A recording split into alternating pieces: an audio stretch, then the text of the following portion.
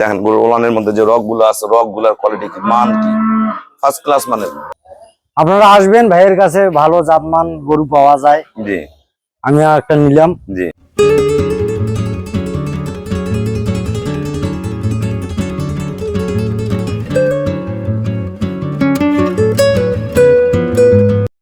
আসসালামু আলাইকুম। জান্নাত ডেয়ারি ফার্ম থেকে আমাদের একটা সেকেন্ড ল্যাকটেশনের অসাধারণ মানের একটা গাভী আমরা সেল করলাম দিনাজপুর। আমার এক শ্রদ্ধ বড় ভাইয়া, উনি একজন ক্ষুদ্র খামারি, উনি একজন এই গরুটা একদম লোনের টাকাতে সংগ্রহ করছে। আমাদের গরুটা সদ্য বাচ্চা দিছে, ভাইয়ারা গাভীটা দহন করছে।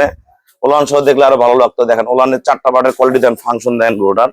হ্যাঁ, একদম আধাত ফাঁক ফাঁক,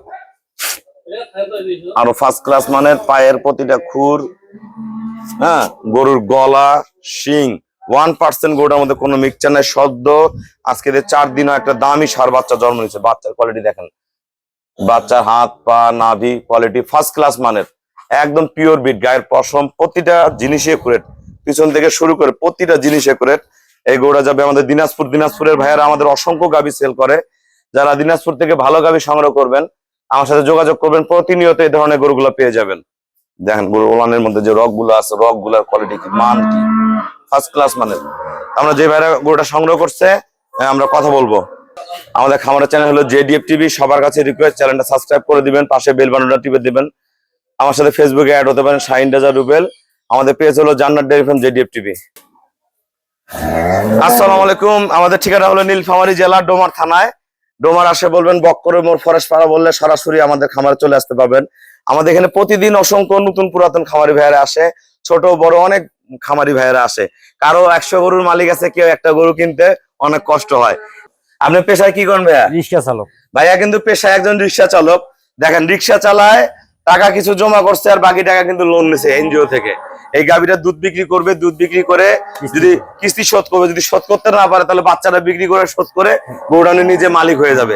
আমাদের এলাকায় প্রায় বাসা বাড়িতে কিন্তু এই কাজটা করে। একটা করে গরুর লোনের টাকা থাকে, কিছু টাকা থাকে, ওনারা 8 মাস 9 মাস গাভীটা দহন করে দুধের টাকাটা জমা করে দিয়ে দেয় প্রতি মাসে মাসে। লাস্টে বাচ্চারা দেখা গেল 8 মাস পরে বেচলে 80 থেকে 90। যদি ভালো ম্যানেজমেন্ট করে তাহলে 90 1 লাখ। আর যদি 10 মাস পরে বেচে তাহলে 1 লাখ 1 লাখ 20 পর্যন্ত বিক্রি হয়। বিক্রি করে শোধ করে দিল, তার মধ্যে গরুটা আবার প্রেগনেন্ট থাকে। 2-2.5 মাস পরে গরুটা যখন বাচ্চা দিয়ে দিল, তখন আবার সুখের জীবন ফিরে পায়। আমরা যারা এরকম গাভী কিনবেন যোগাযোগ করুন। ভাইয়া, যারা দিনাজপুর থেকে গাভী কিনতে চায় সবার উদ্দেশ্যে কিছু বলেন। আপনারা আসবেন, ভাইয়ের কাছে ভালো জাতমান গরু পাওয়া যায়। জি, আমি একটা নিলাম। জি। আপনি যে বাসায় যে গরুটা রাখবেন জায়গা করা আছে? জি ভাই, জায়গা করা। গরু জায়গা করে রাখছে ভাইয়া।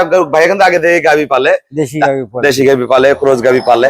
আপনারা যারা ভালো গাভী কিনতে চান প্রতিনিয়ত যোগাযোগ করবেন। সবাইকে অসংখ্য ধন্যবাদ। আসসালামু আলাইকুম।